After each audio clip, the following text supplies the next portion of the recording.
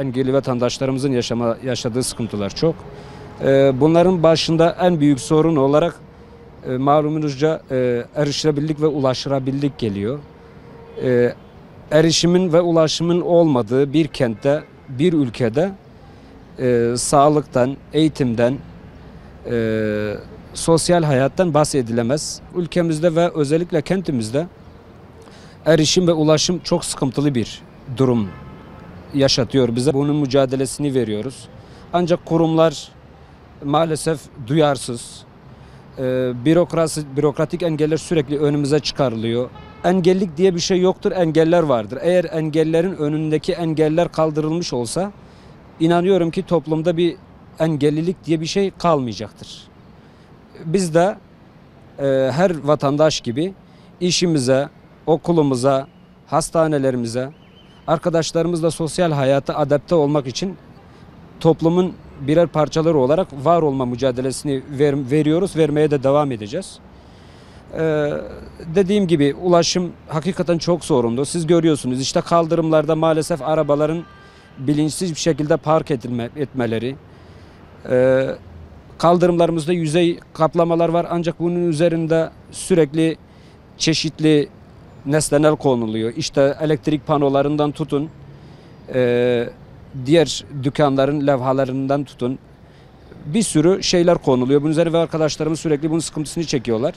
Engeller için ayrılan otoparklarda maalesef engelli olmayan bireylerin arabalarını park etmeleri bizim arabalarımızı gideceğimiz yerden çok çok uzakta park etmemize neden oluyor ve bu da hem zaman kaybına hem yorulmamıza neden olmuş oluyor. Özel eğitimde tabii ki bizim sıkıntılarımız var. Özel eğitim çok az saatler şeklinde veriliyor. Özel eğitim ilimizde çok yaygınlaştı ancak sosyal rehabilitasyon merkezlerinin bu eğitime gereken ilgiyi göstermediklerini görüyoruz. Herkes ticaret gözüyle bakıyor. Dolayısıyla bizim bir an evvel bu alana da el atmamız gerektiğine inanıyorum. İnsanların bilinç altındaki kodlarla bizim oynamamız gerekiyor. Engelliliğin ne olduğunu onlara ta okul çağında anlatmamız gerekiyor. Üniversitelerde, mühendislik fakültelerinde okuyan öğrencilerinin inşaatları yaparken nelere dikkat etmeleri gerektiğine ilişkin çok çaba göstermemiz gerekiyor. Bugün maalesef biz burada illerde kendi akrabalarımızın, abilerimizin, babalarımızın evlerine maalesef gidemiyoruz. Çünkü siteler yapılıyor ama bu sitelerde rampa yok. Olanlar da kaydıraktan sanki bir aqua park görüntüsünü vermektedirler. Biz kesinlikle bunlardan yani bunu yaralanmayı bırakın da bir sağlıklı bir birey bile o rampaları kullanamıyor. Asansörlere erişemiyoruz. Dolayısıyla biz evimize, amcalarımıza, akrabalarımıza, daha doğrusu akrabalık ilişkilerimizin olduğu hiçbir yere ulaşamıyoruz bu engeller yüzünden. Belediyenin üzerine çok iş düşüyor. Belediye bu yapılara ruhsat verdiklerinde mutlaka bunlara dikkat etmesi gerekiyor. Eğer projelerinde engelli asansörü, rampalar, basamakların uygunluğu olmadığı takdirde bu projelere kesinlikle ruhsat vermemeleri gerekiyor. Parklarımız malum, parklara da gidemiyoruz. Şimdi camilere de gidemiyoruz maalesef. Camilerimiz de erişilebilir değil. Dolayısıyla biz hem sosyal hayatta hem ibadette kentin, yaşamın her alanında biz yer almak istiyoruz. Bu noktada herkesin de duyarlı olmalarını bekliyoruz. Sadece bir haftada hatırlanmak istemiyoruz. Yılın tamamında biz hatırlanmak istiyoruz. Biz de toplumun birer parçasıyız. Kesinlikle insanların bizlere acıyıp bazı işlere girişmesini istemiyoruz. Hak temelli olarak bunu bizlere reva görmelerini istiyoruz.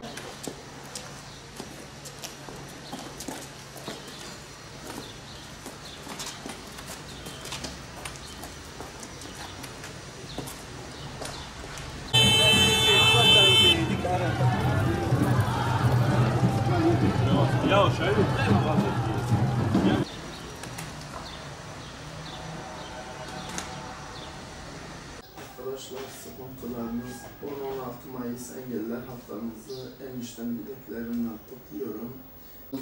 Dile getirdik ve bunların da çözümü için en kısa sürede talimatlar verilerekten sıkıntıların giderileceğini söylediler.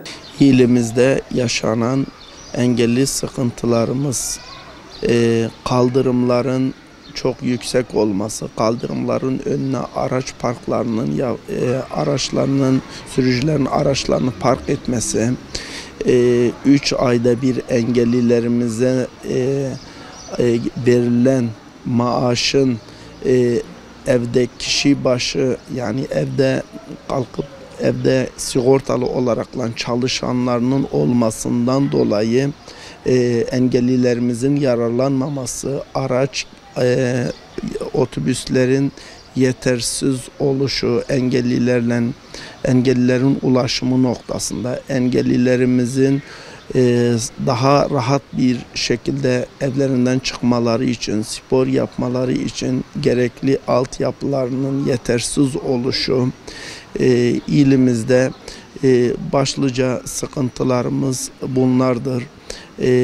Biz yetkililerden kaldırımların düzeltilmesini, tekerlekli sandalyeli bir vatandaşın rahat bir şekilde evinden çıkıp çarşıyı gezmesini, dolaşması, kaldırımların önünde sürücülerin araçlarının park edilmemesi, park eden araçların yetkililer tarafından kaldırılmasını istiyoruz. Hayat şartlarını, onları kalkıp refahını yükseltecek normal bir standartlarda bir ücretin verilmesini istiyoruz.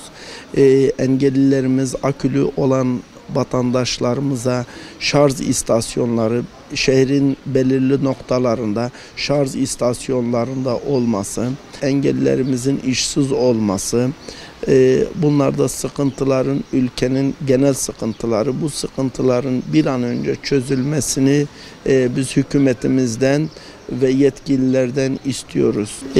İbadethaneler ve eğitim kurumlarına engellilerimizin ulaşımı yok denecek kadar zor. Çünkü hiçbir engellimiz ne bir camide bir ibadet yapabiliyor, gidemiyor, ulaşamıyor. Okullara aynı şekilde en doğal hakkı rahat bir şekilde erişimin sağlanmasını istiyoruz, talep ediyoruz yetkililerimizde. Bu konuyla ilgili biz Diyanet İşleri Başkanımızdan bir an önce bu konuya el atıp camilerimizin engellinin rahat bir şekilde ibadet etmesini istiyoruz.